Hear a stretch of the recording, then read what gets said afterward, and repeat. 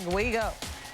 Tech up 7-zip, threatening. Michael Vick going for the spectacular, tries the dive, but then is hit, fumbles it. It's a touchback. Vick's fourth fumble and seventh turnover in 3 games. Mountaineers actually led by 7 at the break. Then Vick to Bob Slowakowski. Bob Slowakowski, quick 72-yard touchdown. Slowakowski's first touchdown of his Hokie career. The longest completion of the season for Michael Vick. We're tied, but then it was 2014 Hokies. And then Vick finding Andre Davis. 64-yard touchdown pass. It became the Davis show. Hokies leading 27-14. Still in the third, it's Andre Davis fielding the punt and then gets the great block, and he is gone, returning it 72 yards for the score. 273 all-purpose yards on 11 touches in this game. That's almost 25 yards a touch for Andre Davis. Take a look again. Here's how this happened. Wayne Ward laying out Kyle Caden, opening the lane for Andre Davis. Davis, 3 touchdowns in the third quarter. The Hokies win their 17th straight regular season game. Tech outscoring West Virginia, 27-zip in the third, 41-6 in the second half. Don't look now. The Hokies have turned up the heat in this national. Unbeaten teams. That brought us to 6. Now Minnesota and Ohio State. Buckeyes unbeaten. First quarter, Minnesota up 10-0, and Kenyon Rambo trying to get the Buckeyes started. Terrific blocking on the kickoff return. Yeah, they were down 10-0 right here, and Rambo just does all this to get them back into the ball game. It should have been a momentum changer for Ohio State, but it wasn't. Minnesota was dominant. Held him to a field goal after that, and this is Travis Cole to Ron Johnson. Really ate up Nate Clements, but I don't know if you can fault Nate on that. That was a terrific adjustment. Linebacker Cortland Bullard coming through there and slamming Cole to the turf. Fumble. Ohio State would recover it. They would score to get the thing back to 23-17. Minnesota would have the answer.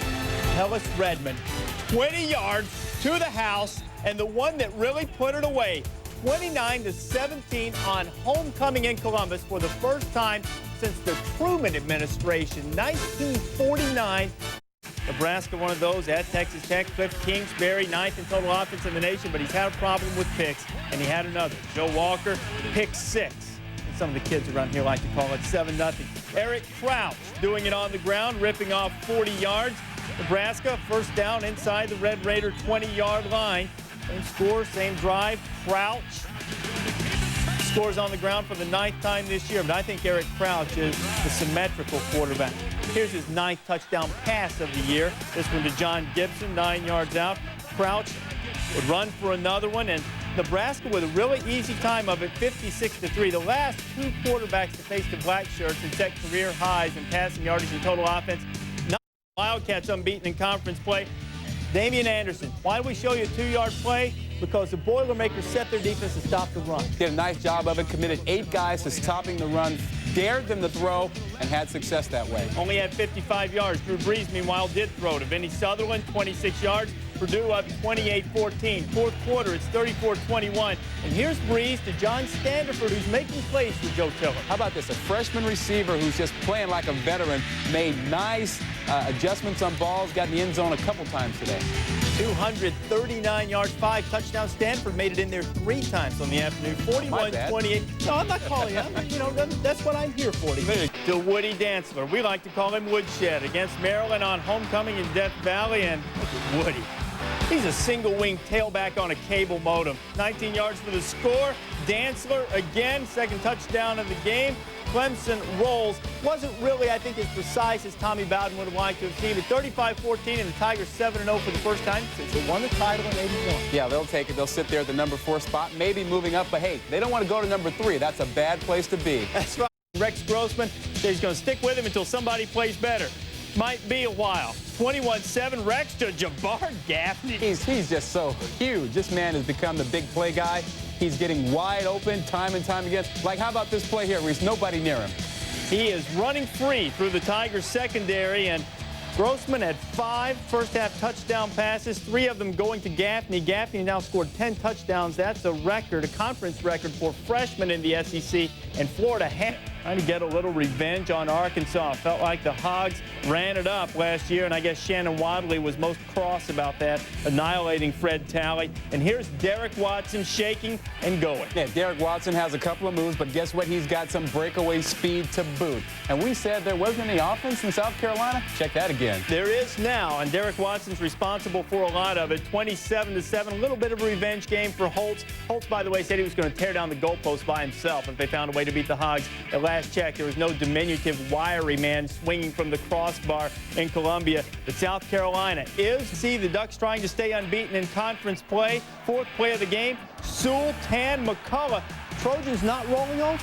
You know, they had a history of kind of falling or mailing it in after losing a couple games. Not today. They played tough the entire way when they were down. So Paul Hackett has been under some fire. He was up 7-0. Now he's tied at 7 until Joey Harrington. Beautifully thrown ball to Josh Line.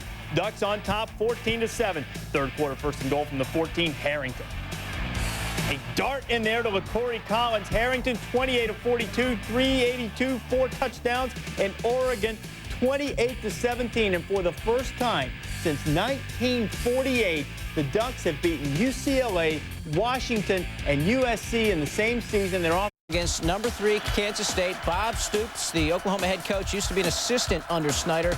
Stoops is all grown up now, and he's got an offense. Josh Heupel, wide receiver screen to Curtis Fagan, who runs over his own guy to score at 17-7 Oklahoma. Second quarter, Quentin Griffin breaks to tackle, goes horizontal for about 5 yards and gets in. He had 6 touchdowns last week.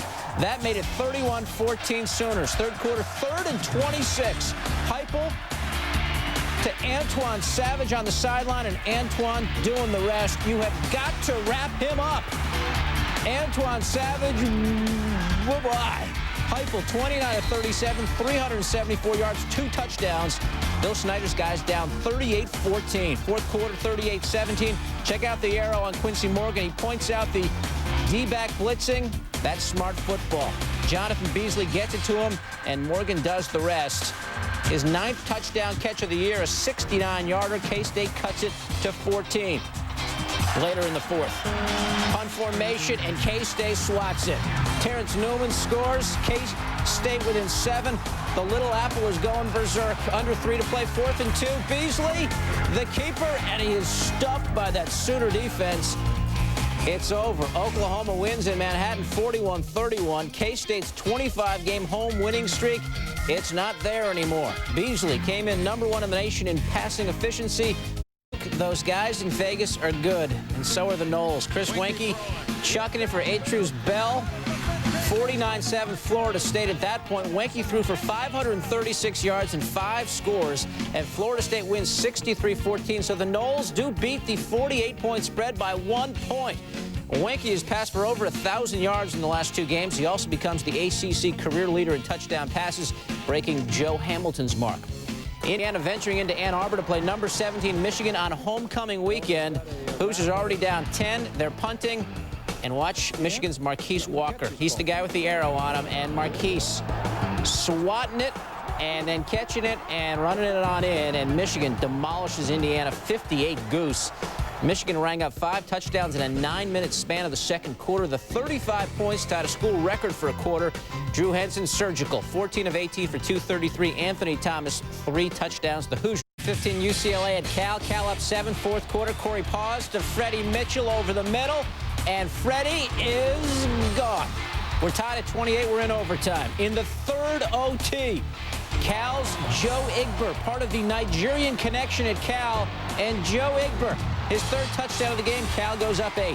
UCLA needs a touchdown. Pause, chucking it, and Jameel Powell comes down with the interception. Cal QB Kyle Buller and the fans celebrate the win. 16 Southern Miss at Tulane. Pick it up first quarter. Tulane QB Patrick Ramsey. Oh, here comes the football. Roy McGee picks it up. And there goes Roy McGee. It's 14-goose Golden Eagles. Second quarter, 21-10 Southern Miss. Leo Barnes. Oh, he's larcenous. Picks off Ramsey and trots on in. Southern Miss 56-24. Stanford at number 20, Oregon State. Beavers at their own 3. Jonathan Smith says, what the heck? I'm going to air it out for Chad Johnson. Chad, running down that sideline. And 97-yard touchdown, the longest in school history. The Beavers win it 38-6. Overs for the year. And we mean sloppy.